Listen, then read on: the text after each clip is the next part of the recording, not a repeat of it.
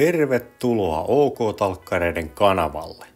Tässä ihan ekassa jaksossa me pelastetaan tämmönen vanha kaatumaisillaan oleva puuaita.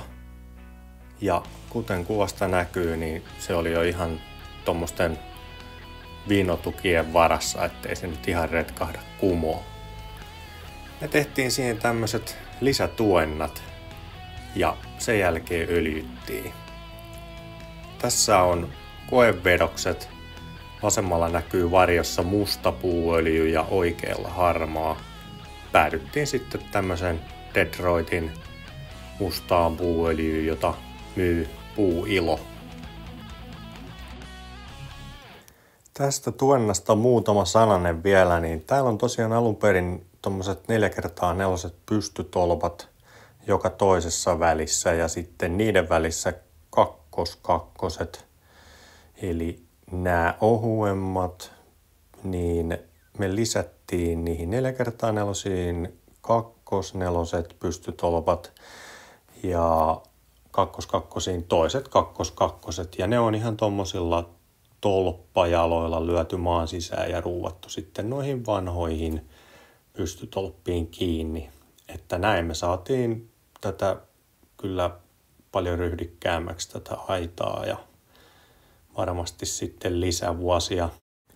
Aita itsessään nyt on vähän tämmönen erilainen, että noi elementit on eri tasoissa tollaan ja kaikki nyt ei ehkä ihan vimpan päälle, mutta toisaalta se nyt ei ole tässä se tarkoituskaan, että tehtäisiin sitten niin kuin ihan vaateriin kaikki, että kunhan se nyt pysyy pystyssä ja se nyt olisi suurin piirtein yksivärinen.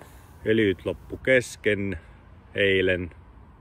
Tänään sitten jatketaan ja öljytään loppuun, niin päästään sitten muihin projekteihin.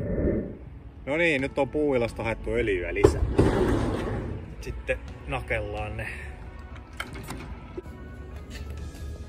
No siitä viimeinen. Sitten kärryt takaisin ja taas on the road. Noin. Sitten ei muuta kuin kotia kohti.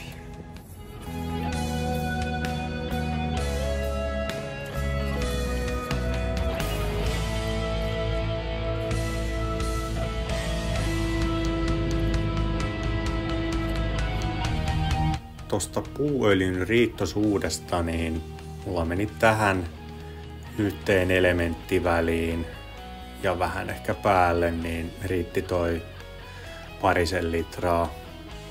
Että kyllähän sitä siihen sai hukkumaan.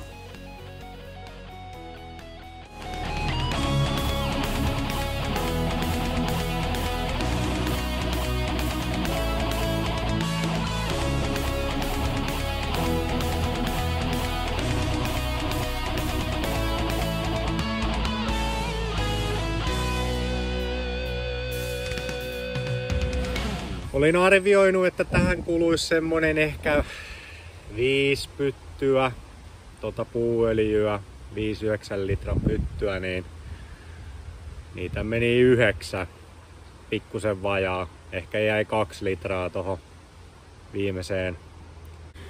Eli sanotaan, että semmonen 80 litraa meni.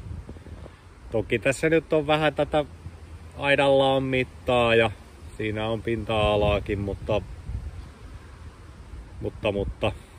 ei sitä sitten osannut arvioida. Kyllähän tommonen vanha puu, niin se imee sitä öljyä ekan kerran kun käsittelee, niin tossa kuumassa paahteessa joutuu välillä tekee, niin se ihan pyri silmissä sitä. Ja loppuun tietenkin ennen ja jälkeen kuvia.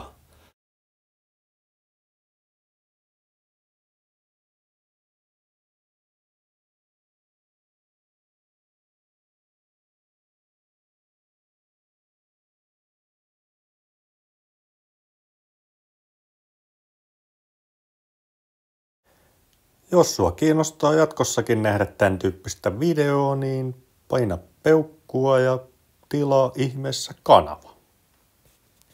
Kiitos jos jaksoit katsoa videon loppuun asti ja Ei muuta kuin ensi kertaa.